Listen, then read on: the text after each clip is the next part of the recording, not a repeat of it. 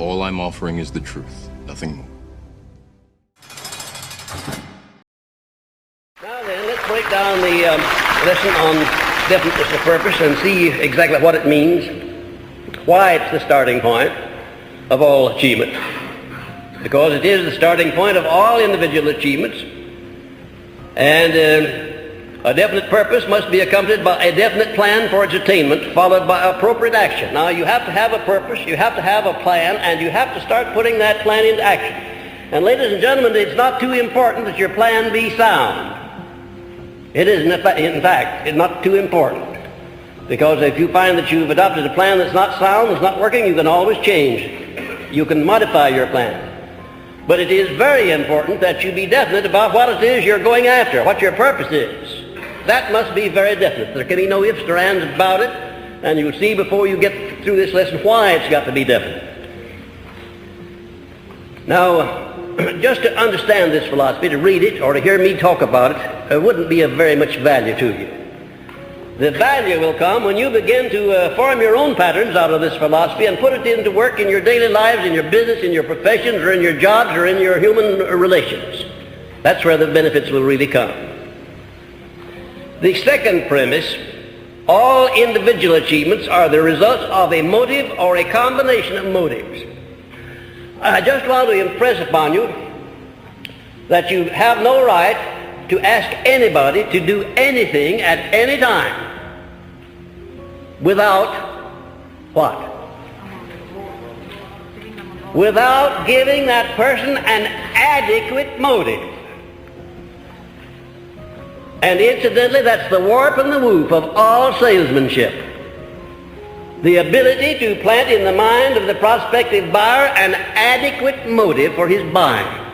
Learning to deal with people by planting in their minds adequate motives for their doing the things that you want them to do. Now, there are a lot of people who call themselves salesmen who have never heard of the 9 basic motives, who do not know that they have no right to ask for a sale until they have planted a motive in the mind of the buyer for his buying.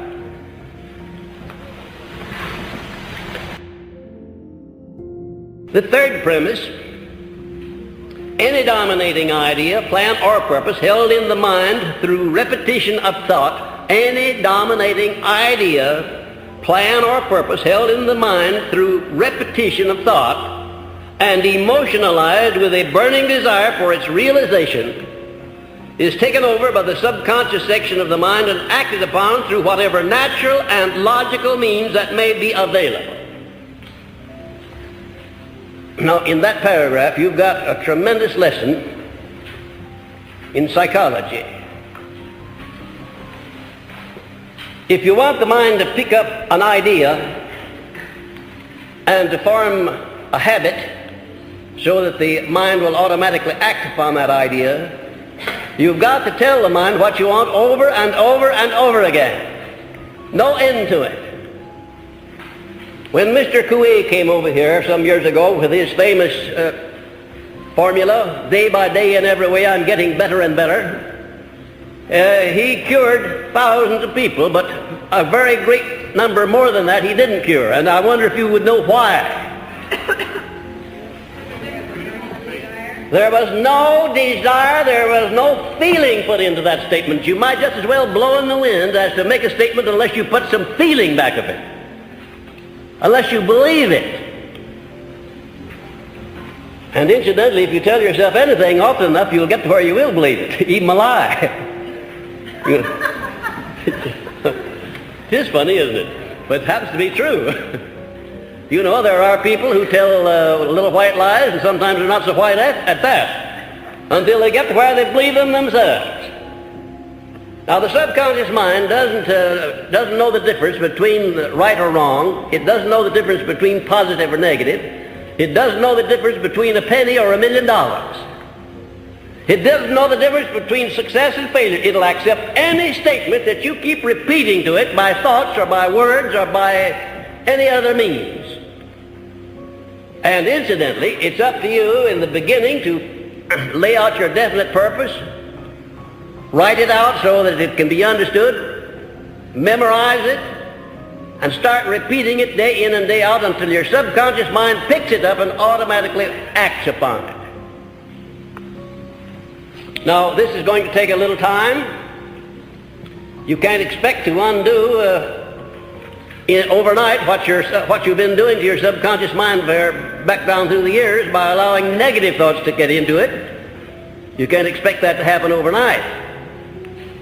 But you will find that if you emotionalize any plan that you send over to your subconscious mind and repeat it in a state of enthusiasm and back it up with a spirit of faith, if you do that, the subconscious mind not only acts more quickly, but it acts more definitely and more positively.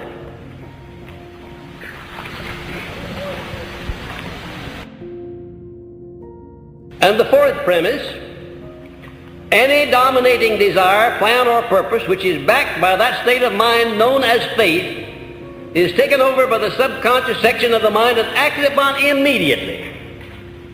That state of mind, ladies and gentlemen, is the only state of mind that will produce immediate action through the subconscious mind.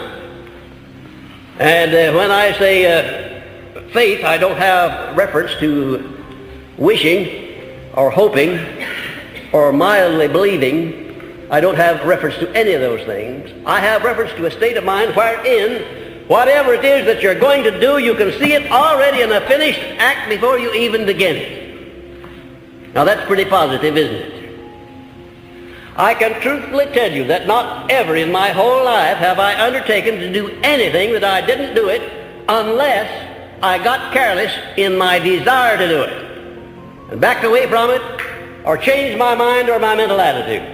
I have never failed to do anything that I made up my mind to do, and I'll tell you that you can put yourself in a frame of mind where you can do whatever you make up your mind to do unless you weaken as you go along, as so many people do. Now let's get back to this fourth premise again. Any dominating desire, plan, or purpose which is backed by that state of mind known as faith is taken over by the subconscious section of the mind and acted upon immediately.